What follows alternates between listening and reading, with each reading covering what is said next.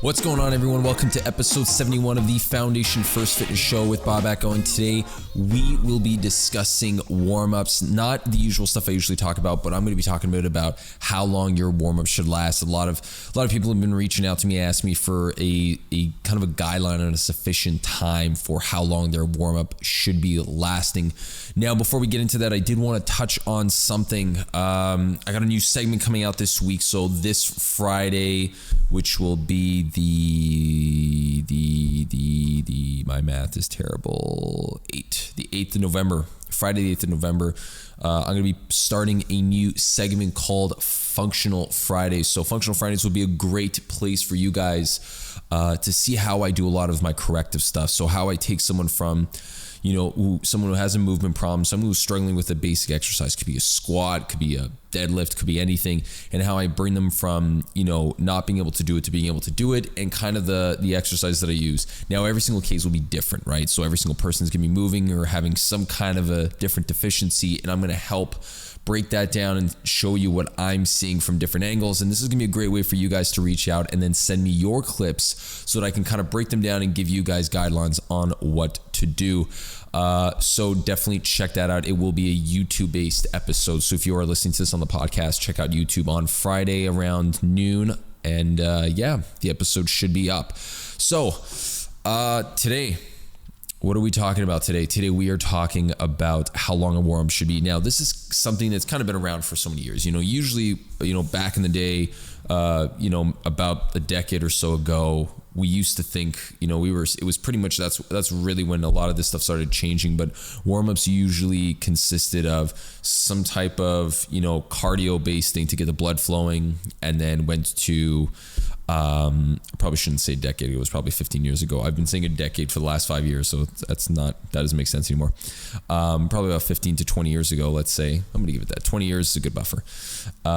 We used to start off with some cardio-based stuff, get the blood going, do a little bit of stretching, some static stretching, then get into our activity.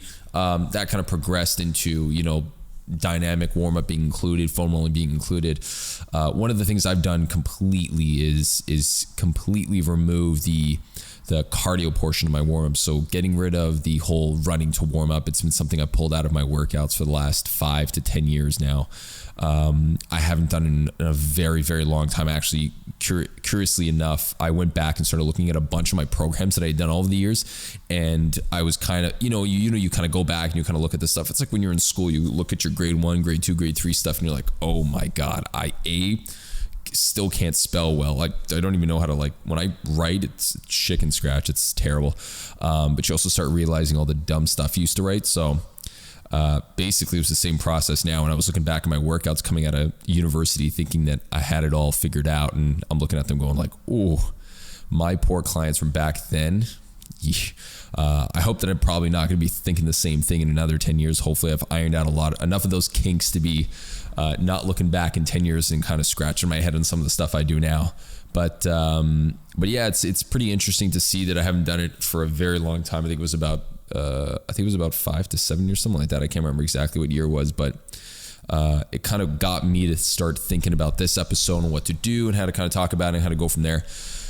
Now, when we talk about warm-ups and the longevity of a warm-up, I usually say, if it's colder outside, spend a little bit more time warming up.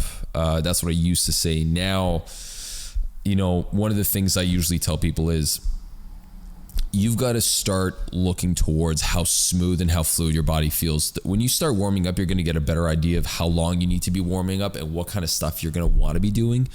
And how long you're going to want to spend on each of those different areas. So for someone who's, dealing with a lot of, let's say, for example, knee issues, who wants to spend a little bit more time dealing with something like quad and quad soft tissue work, then spending about, instead of that 1 to 2 minutes on the quad, spending about 5 minutes on the quad wouldn't be a bad thing.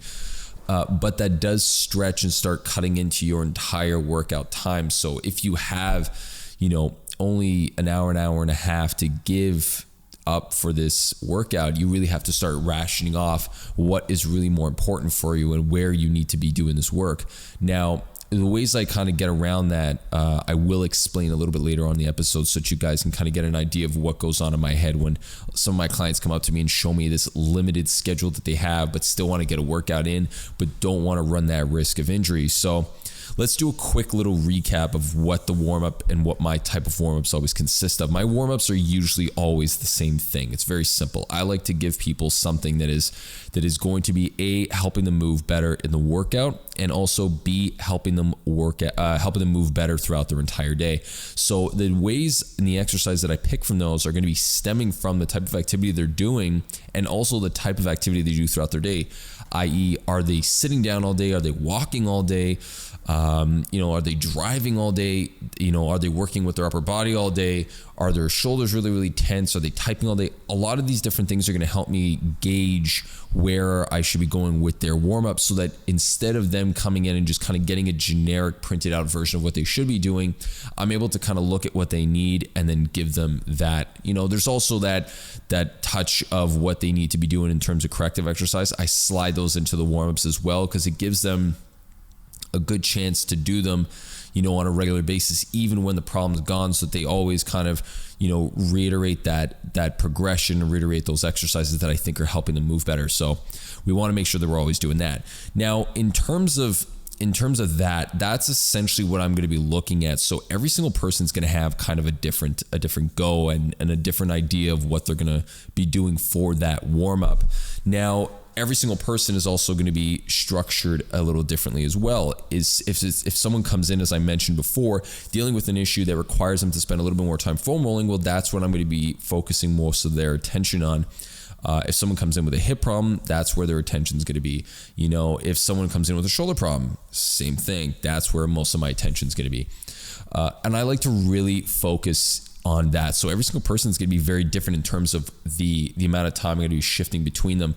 But the rule of thumb still stands. When you're looking to do a warm-up, you want to make sure that you're always trying to put the risk of injury at the forefront. You want to make sure that you're trying to diminish that risk of injury. And the way to diminish that is not by getting the body to start feeling warm, but it's actually to start re-educating your body on how to move properly because of everything we've been doing throughout the day and because of what happened in the previous bout of activity that we did, that high intensity activity. So if you were playing soccer, if you were running, if you went to the gym and worked out, what kind of effects did that have on your body? That's what we're trying to kind of work through. So when it comes to the warm-up routine, generally rule of thumb, as I always say, 5 minutes of each, at least very minimum 5 minutes of each. If you don't have 5 minutes of each to do 5 minutes of each portion of my warm-up, if you don't have at least 5 minutes to do, you probably shouldn't be working out because you're probably going to be working out under a really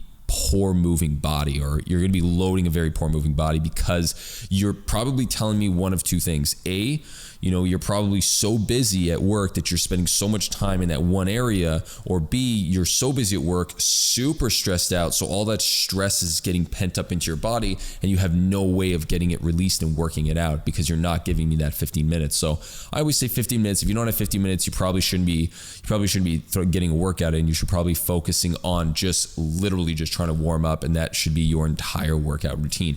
So for me, warm-ups are always going to consist of soft tissue mobility portion, where I'm actually trying to create some mobility by doing some dynamic stretches, doing some different movement patterns that are going to allow the body to really start exposing some of the tight areas and really start working through the areas that we just finished doing all the foam rolling for. And that's going to let us kind of create a little bit more space. And then finally ending off with some activation. So everyone knows my three. If you've been listening to this long enough, you know my big three are foam rolling, mobility, and activation.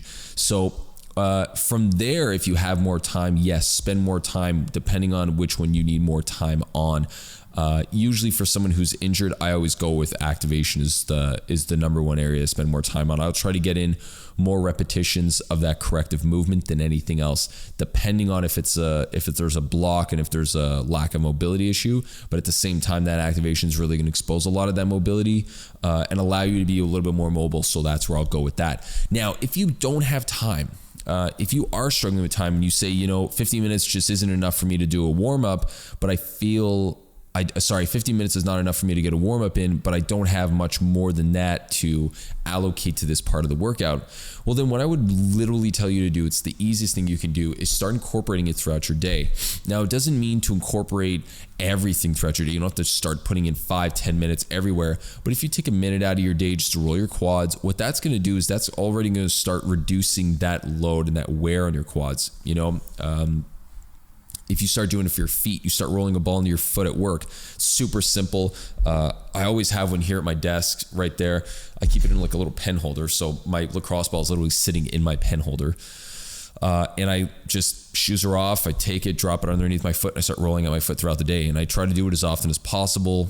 And the reason I do that is to simply give myself a little bit more of a head start and kind of, not let that amount of tension really kind of build up throughout the day. And then my workout is basically consistent of me, foam rolling for 10 hours, trying to break apart all the adhesions for me, doing all the walking around, standing up, getting up, squatting, doing all these demonstrations for all these exercises that I'm doing. So try to spread it out throughout your day. That's the easiest way to get everything done.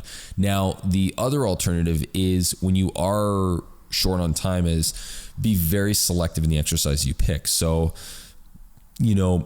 if you are doing an exercise that are trying to activate the glutes, well, make sure you're not trying to do 3 exercises that are activating the glutes. Get 1 exercise that activates the glutes and hamstrings, and then potentially gets the foot somehow involved and gets your core somehow involved and gets your hip flexor somehow involved. The more variations you can put into that exercise, the less likely you're going to need to continue doing 10 to 15 different exercises. You can get 2 or 3 done and you're going to hit quite a few areas of the body, especially key areas that you're going to want to work on anyway. Now, what is the trade-off of this? If you're an advanced training athlete, or if you're an advanced athlete and you do have that body awareness, these complicated activation exercises are definitely useful for you. You can add them in because you have that kind of knowledge and that understanding of how to move, and you also have a lot of experience, which is going to allow you to get that stuff done with ease. You're not really going to be thinking about all these different positions of posture and stuff like that. Now, if you're more on the beginner side of things, this is not exactly the greatest option, which is why for a lot of my beginners, what I try to do is I try to get them to do, spend a little bit more time on activation because I know they need it because their bodies are probably not moving well, and it helps them almost become more aware. So I would just shift more of my attention over to activation and getting them to do those corrective exercises that are going to be so helpful for them. So I hope that answers the question of how long a workout should be. Like I said, minimum, 5 minutes of each, so total of 15 minutes. If your warm-ups are lasting more than like half an hour, 45 minutes, it's really because you are like creme de la creme elite athlete. You are putting your body through a lot of punishment. Other than that, top out at 30 minutes and you should be more than fine. It's really where you're going to be allocating your time is going to be more important, and the exercises that you're going to be picking to kind of work with. I think what I'm going to do next episode. I'm going to be talking about the variety of exercises that you can go with, how to vary things up and what to think about when you're varying things up. That's what's going to be on our next episode. So episode 72 will be about the variety and how to mix things up. Again, check out the episode on Friday. Let me know what you guys think. Drop a little comment in the comments section. Love to hear what you guys think about that. Really excited for that segment to come out. I think it's gonna be a little bit more troublesome on the production side of things because I have to, get the clearance from the client to be able to do it. And usually not a lot of my clients are struggling when they come in, after 6 months of training with me. It'll usually be very early on in the training, I guess, kind of journey that they'll come in and have to do some stuff. So we'll see how we can slide in some other people, but definitely worth checking out. And if you guys have any questions, shoot me a message. We can definitely get you on that segment because I think it's going to be really interesting for a lot of people who have a lot of questions about some of the stuff they've been struggling with and don't know how to clean that stuff up. And I think a lot of the corrective exercises can really, help a lot of people out. So until that next time, guys, until we talk next time, keep building that foundation. Have a great day.